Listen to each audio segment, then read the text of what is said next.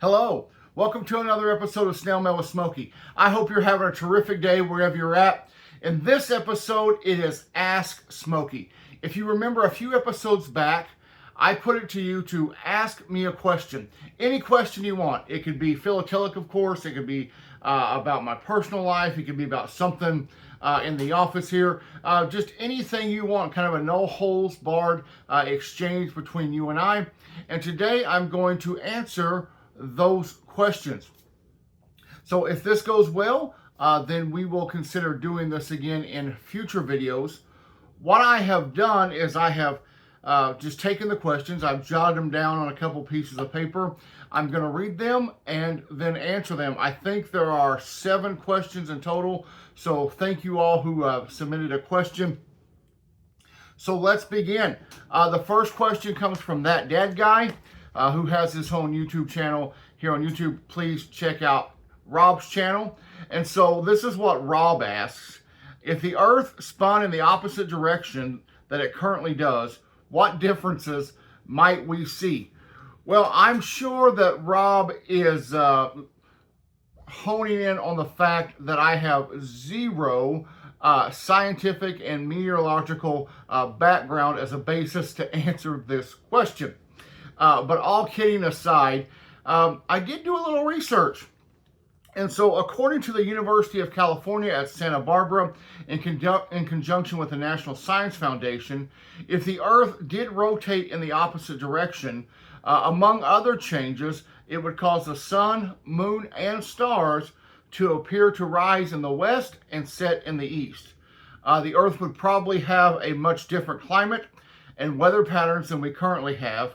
The weather systems of the world move with the Earth's rotation, so the patterns would change, and the patterns of the continents that we currently have would be reversed.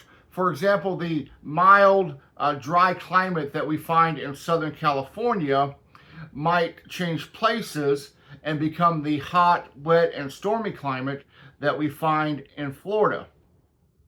Ocean currents like the Gulf Stream would flow in opposite directions. That would upset things, and much of the North Atlantic would become much, much colder. So there you have it. Just a few things that might change on the planet if it suddenly spun in the opposite direction. So Rob, thank you for that question. The next question is from Kelly, and Kelly asks, why does the USPS issue so many variations of definitive stamps, especially the flag stamps? Kelly says that I've tried a U.S. used collection that I started years ago, and I'm still adding to it, so it's tedious to try to figure out all the subtle differences with micro printing, perf, size, etc. And Kelly says they're really trying to get away from filling albums and moving toward collecting what I like. Well, that is a great question, Kelly, and thank you for that. Here's my best answer for you as to why the United States Postal Service issues so many flag stamps. They do this in order to honor the American flag and the significance that it plays in America. The first flag stamp, the first stamp issuing a complete flag was issued on July 4th, 1957. It was also the first stamp that was printed with the Giori press, and that allowed the design of the stamp to be printed in natural colors, all in one stamp. The American flag and the American flag stamp serves as a symbol and a visual representation of our nation's history, growth, and enduring spirit. So here's what I like to think about. When it comes to these U.S. definitive flag stamps, I really like to think of them much like the British Machen stamps. If you're familiar with the British Machen stamp, then you know they come in a variety of denominations, colors, perfs, watermarks, you name it. There is a ton of variations, and there are thousands and thousands of different variations and options when you're collecting Machen stamps, just like when you're collecting U.S. flag definitive stamps. So my advice is this. I do not collect U.S. flag definitive stamps. I do, however, collect Machen stamps. And so what I do for my collection is I focus on the denomination and the color. I focus on those two things. I don't focus on the different watermarks, on the different perfs, the different printing methods, the different houses that have printed them. I just mainly collect the different denominations and the different colors. And even in itself, that can be a really large collection. So that would be my advice for you, Kelly, in collecting these U.S. definitive flags. First of all, collect what you like. If you don't like it, don't collect it. But if you're trying to complete a collection of flag stamps, collect the denominations and collect the image of the flag, because I have a feeling that the flag stamp isn't going away anytime soon. That we're going to see new iterations over and over and over as the years go by. But an excellent question. Thank you so much, and best of luck in filling your album with definitive American flags. Our next question comes from Mark, who says that he's looking for a pair of stamp tweezers that are 6 inches in length. He's no longer able to find them. He's tried Stanley Gibbons and they don't carry them. So he's asking what I think he should do. Well, first of all, whether you call them tongs or tweezers, bravo, Mark, for always using those to handle your stamps. They minimize the contact that you have with your stamp. They lessen the chance that your stamp is going to get damaged by the natural oils that are on your skin. I try to always use tongs when I'm handling my stamps. I don't always do it, especially if it's a low value stamp, but I really do try to make the effort. As far as the answer to your question, Mark, I do know that if you search eBay, there are a number of listings for 6-inch tongs and tweezers on that site. So perhaps you could go on there and there might be one that you're looking for. There are also other stamp dealers online that sell stamp supplies, so you might try those as well. So best of luck, and let me know if you find the pair of tweezers that you're looking for. All right, at Shuey089 asks, if you were not collecting stamps, what alternative do you think that you would collect? Well, what a really great question. So thank you for asking me. I had to put a little bit of thought in this, but not much. I have dabbled in collecting other things along my life, but if I had to focus on one thing, and stamp collecting was no longer an option, and I had to pick one thing to collect, it would probably be banknotes. Maybe coins, but most definitely banknotes.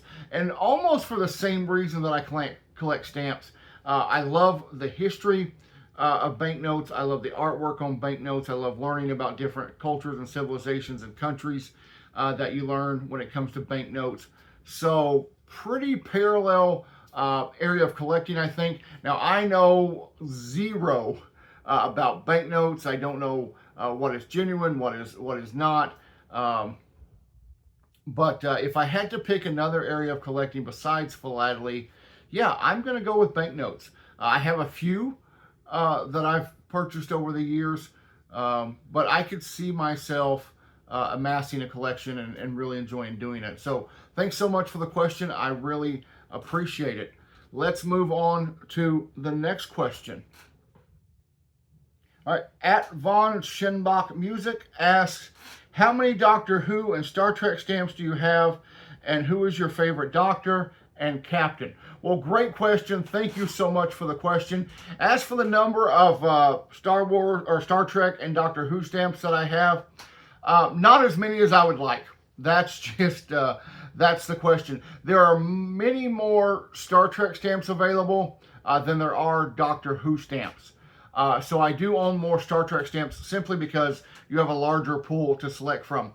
I would say in total a couple of dozen, 3 dozen maybe, and most of those are Star Trek stamps or souvenir sheets, something like that. But I'm always looking. I'm always looking for new stamps and covers and whatever else they come out with that shows Doctor Who or Star Trek. As far as my favorite Doctor and my favorite Captain, My favorite doctor is a harder answer than Captain. Captain's an easy answer, and we'll get to that in a minute. But my favorite doctor is probably the 11th Doctor, and that is Matt Smith. You see him on the, let's get my hand right. Yeah, right there. Behind me in the frame. I think the writing was so good during the seasons that he was the Doctor. The storyline was so good. The story with his companions is my favorite companion story of the whole series. And Matt Smith does a great job portraying the Doctor. So I'd have to pick him. If I had to pick one overall favorite, it would be him. Having said that, they're all good. Everyone who has portrayed the Doctor has brought something new and different to it. And as a matter of fact, every time I watch a season and they change doctors, I'm like, oh, we're changing again. I don't know if I'm going to like this person. And then I find myself going, well, they do a really good job.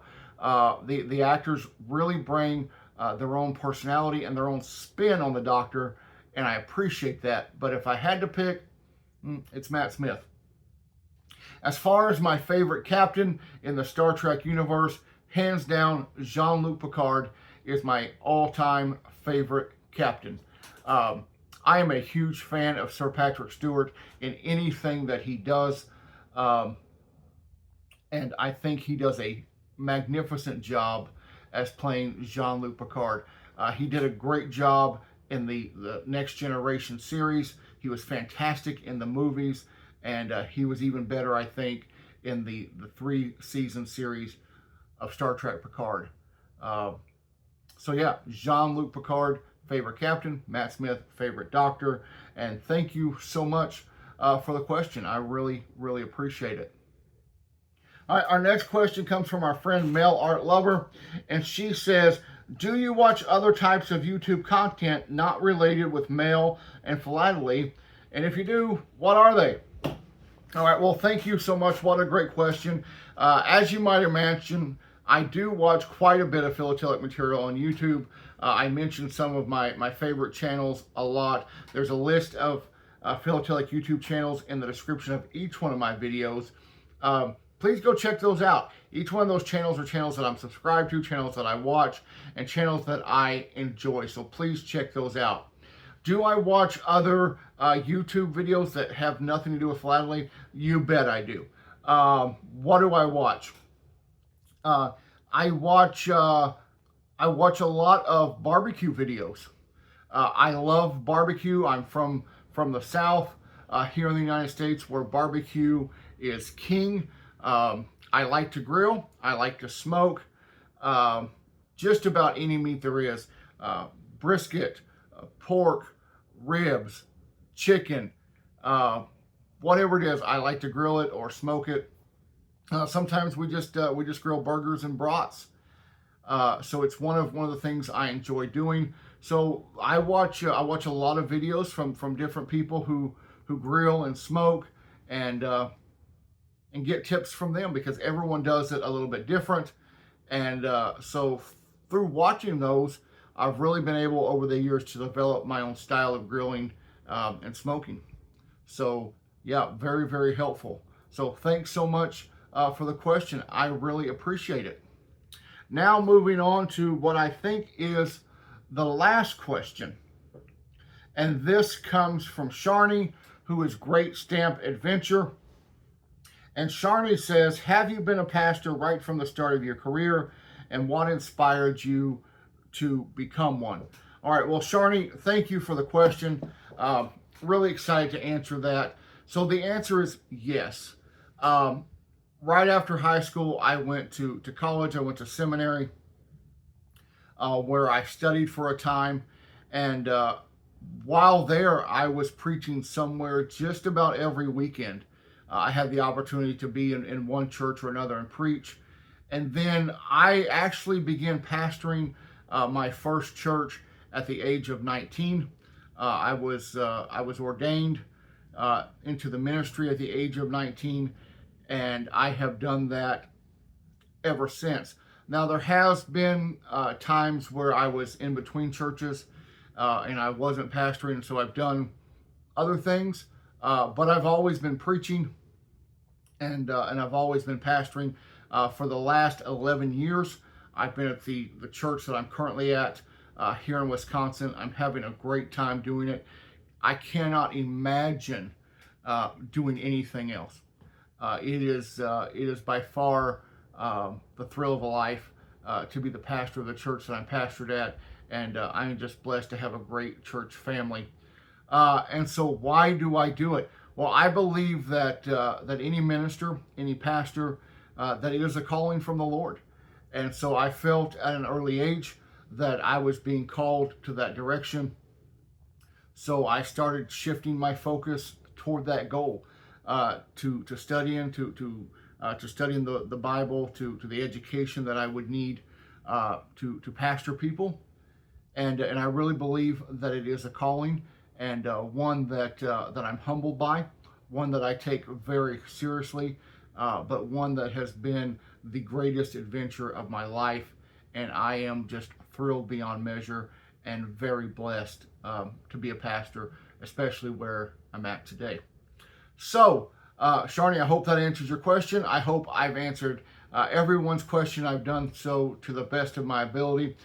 Thank you so much for watching this video. If you like this format, if you like this little you ask and I answer kind of thing, let me know, and perhaps we'll do it again in the future.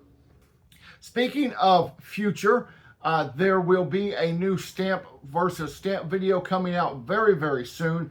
That's my monthly collaboration with that dead guy. So be watching his channel as well as my channel for that video to come out very soon.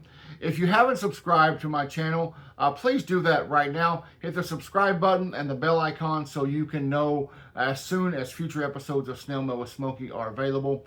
If you've liked this video, give me a thumbs up. Leave me a comment. Don't forget to follow me on Instagram. All the details of my Instagram account, my email, all my social media stuff is linked in the description of this video. So please check that out. Well, thank you so much for watching. Thank you for all your support and for all your questions. And until I see you next time, have a great day. Bye-bye.